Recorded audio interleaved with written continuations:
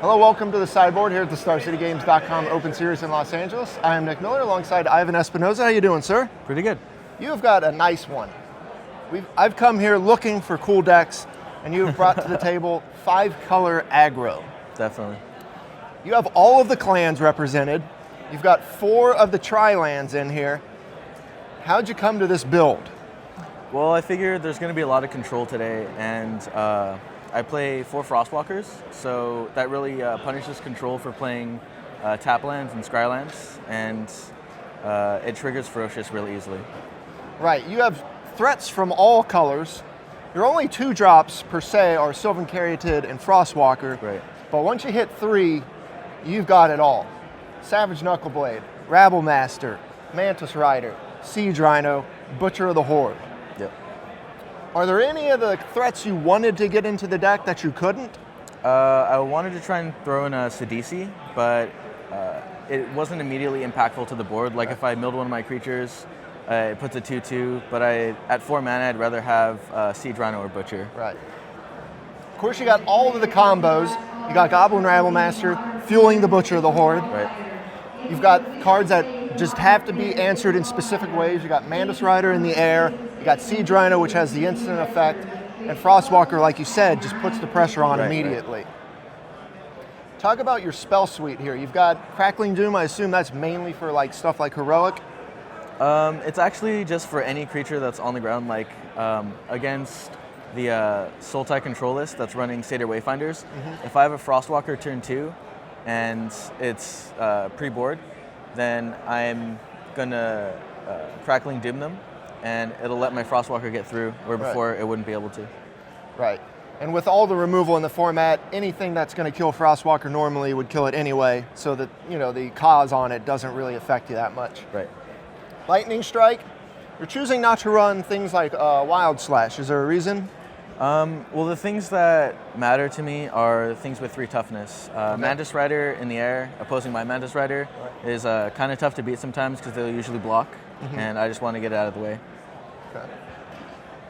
You've got 2 Abzan Charm, 1 Sultai Charm, 1 Jeskai Charm. Yes. How did you come up with the split on these cards? Okay, so originally I was playing 3 Abzan Charms, and it felt clunky, and I lose a reasonable amount of life between the Pain Lands and the Mana Confluences. So I cut it down to 2, and that seemed to be working out fine because it's also a removal spell. Yep. Then the 1 Jeskai Charm, again, the life loss, it gives my creatures lifelink, and sometimes it just dome them for 4 is good. And it's always good to have main board enchantment removal and removal for Stormbreath Dragon.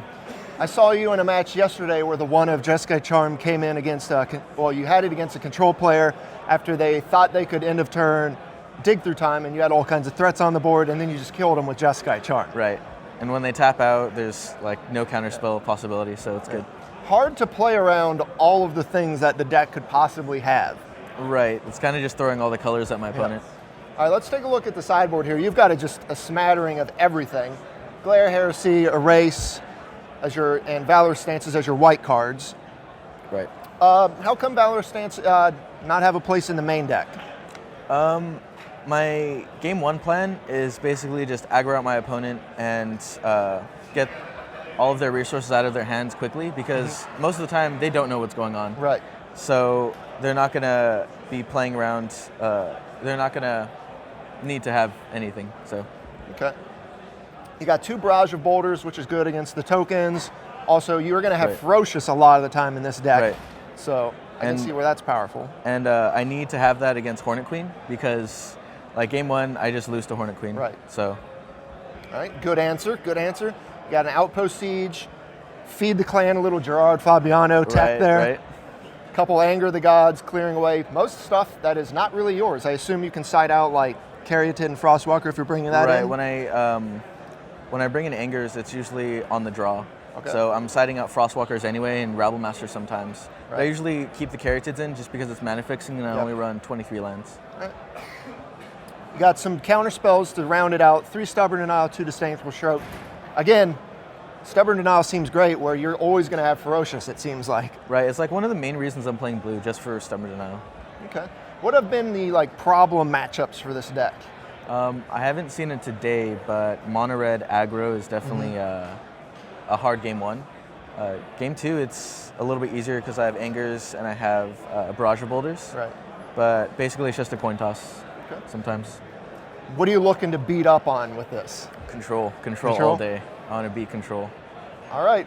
Well, hopefully you play some more control the rest of the way here. Thanks for sitting down with me on the sideboard. For sure. Stay tuned to StarCityGames.com all weekend long for the action here in Los Angeles.